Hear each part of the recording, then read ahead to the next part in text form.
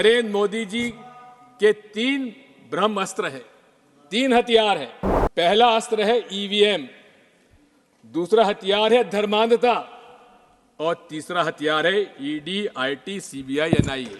बिना धर्म का उपयोग करे राजनीति में भारतीय जनता पार्टी जनता के बीच में चुनाव में नहीं जा सकती। नरेंद्र मोदी जी खुद उन्होंने वहां पे आम सभा में कहा, बजरंगबली का नाम लो और कमल के फूल पर बटन दबाओ। लेकिन खुले रूप से नरेंद्र मोदी जी ने रिप्रेजेंटेशन ऑफ पीपल्स एक्ट का उल्लंघन किया है। जब मनमोहन सिंह जी के बारे में एक बिल्कुल असत्य बयान दिया है, उन्होंने कभी नहीं कहा जिस बारे में इन्होंने उनका उल्लेख किया है। मैं आपसे कहना चाहता हूं, नरेंद्र मोदी जी के 3 ब्रह्मास्त्र हैं, 3 हथियार हैं।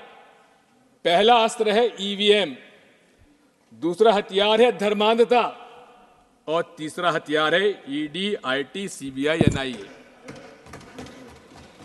भारत विश्व का सबसे बड़ा लोकतंत्र है, मदर ऑफ डेमोक्रेसी कहा जाता है, लेकिन सफल लोकतंत्र के लिए निष्पक्ष माननीय चुनाव आयोग आवश्यक है।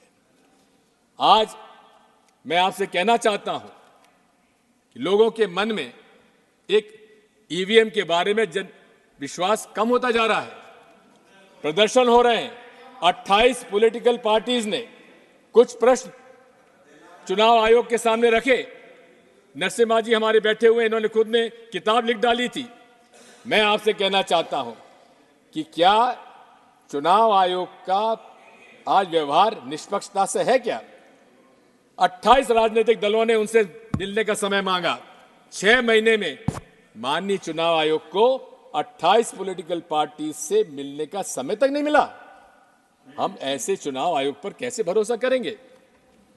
मैं आपसे कहना चाहता हूं कि एक तरफ जहां उच्चतम न्यायालय ने अपना सुझाव भेजा कि चुनाव आयोग के सदस्यों के चयन के लिए माननीय मुख्य न्यायाधीश उच्चतम न्यायालय के उनको भी उसका समिति का सदस्य बनाया जाए, लेकिन प्रधानमंत्री जी को रास नहीं आया और उन्होंने यहां से बिल पास करा लिया। जब सारे विपक्ष के संसद सदस्यों को उनको उन्होंने निष्कासित कर दिया था। और क्या किया कि प्रधानमंत्री जी के अलावा प्रधानमंत्री जी द्वारा मनोनीत मंत्री भी उसका सदस्य होगा। इसका मतलब कि 3 सदस्यों में 2 जब प्रधानमंत्री जी द्वारा होंगे तो उससे क्या उम्मीद की जाए। और यही नहीं है, आज ये बात साफ हो गई है कि बीईएल के अंदर 4 डायरेक्टर्स, इंडिपेंडेंट डायरेक्टर्स की नियुक्ति किनकी हुई है? भारतीय जनता पार्टी के लोगों की। सभापति जी महोदय, हमारी मांग क्या है? आज कंप्यूटर साइंस इतना आगे बढ़ चुका है कि हमारा जो मकसद है वोट डालने का, क्या वो उसका निर्णय हमको मिलता है क्या?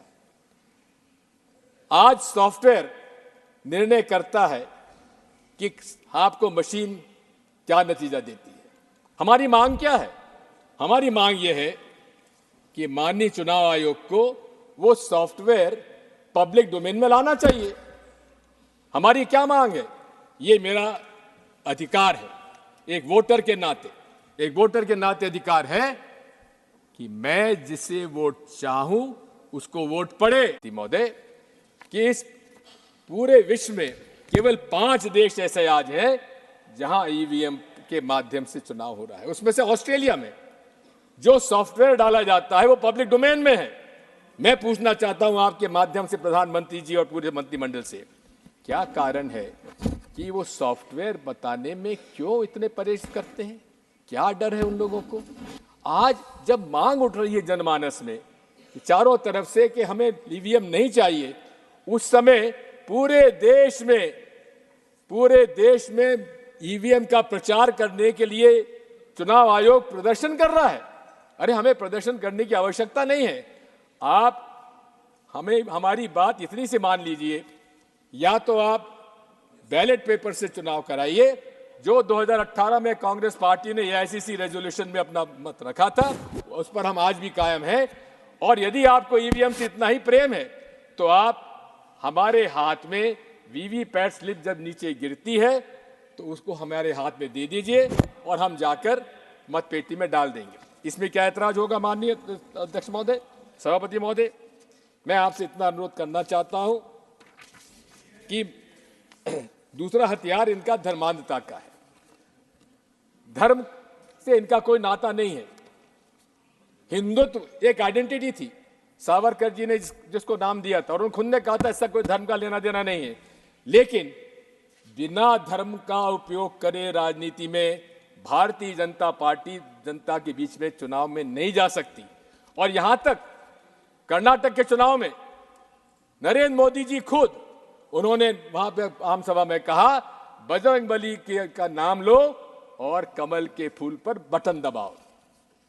चुनाव आयोग माननीय सभापति महोदय, मेरी आपत्ति इस बात की है कि अगर छोटी मोटी बात भी अगर कोई और अन्य दल का कर देता उसको नोटिस मिल जाता, लेकिन खुले रूप से नरेंद्र मोदी जी ने रिप्रेजेंटेशन ऑफ पीपल्स एक्ट का उल्लंघन किया है, अब इसमें सेक्शन 123(3)(a) का, लेकिन उस पर चुनाव आयोग ने संज्ञान में क्यों नहीं लिया? आज भी पूरे देश में धर्म के नाम पर ये व्यवसाय कर रहे हैं। वो राम मंदिर का निर्माण जो कि नरसिम्हा राव जी ने रामालय ट्रस्ट को सौंपा था, चारों शंकराचार्य और स्वामी रामानंदाचार्य के रामनिधाचार्य जी 5 लोगों का रामालय ट्रस्ट बनाया, उसके हाथ में क्यों नहीं दिया? किसको दिया? विश्व हिंदू परिषद के हाथ में। और विश्व हिंदू परिषद के हाथ में देकर निर्मोही अखाड़ा जो पूरे तरीके से 10 मिनट नहीं 5 मिनट तक हो गए जो हमारे पास सूचना थी, 10 मिनट के लिए। सर देखिए, आपने देखिए मेरी इस बारे में सर मेरी आपसे 5 मिनट का समय और दीजिए, 2 बातें मुझे और करना है। आपको 5 मिनट दिया गया था, ऑलरेडी 10 मिनट हो गए हैं। 5 मिनट समय तय था आपके लिए। देखिए बात यह है, बात यह है हमारे अब कोई समय ही नहीं, हमारे लीडर ऑफ ऑपोजिशन का समय हमारे इसमें नहीं रखा जाना चाहिए, क्योंकि वो उनका अधिकार है। अभी जो नियम तय है उसी के अनुसार चलेंगे। प्लीज आप कंक्लूड करें। मैं आपसे कहना चाह रहा था कि पीपल्स रिप्रेजेंटेशन एक्ट का वायलेशन हो रहा है, उस पर कोई संज्ञान में नहीं लिया जा रहा है। मैं आपसे इतना कहना चाहता हूं कि आज तीसरा हथियार इनका है ईडी, आईटी, सीबीआई, एनआईए का।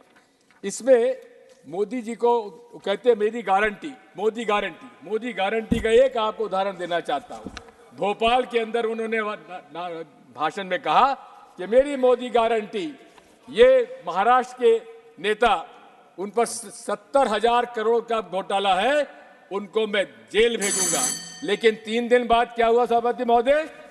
जेल भेजने के बजाय उनको मुख्यमंत्री बना दिया गया। देवेंद्र फडणवीस कहते थे दादा चक्की पीसिंग, आज दादा जेल में नहीं, महाराष्ट्र के मंत्रालय में बैठकर मोदी जी गारंटी कर पीसिंग कर रहे हैं।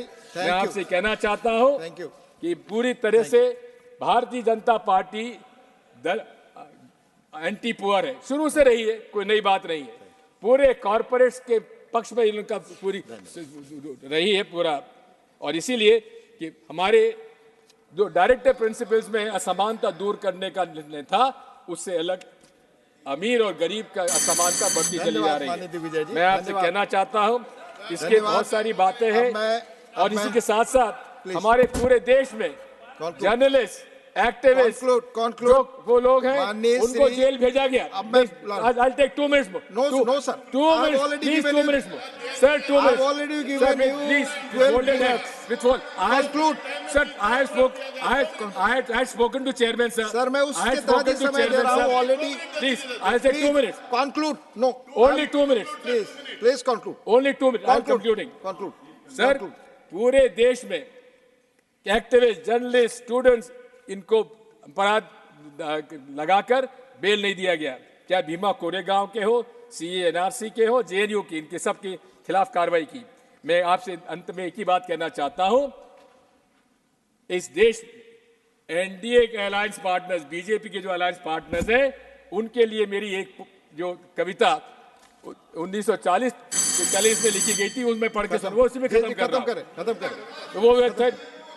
वो पेस्टर मार्टिन न्यूमन ने लिखी थी।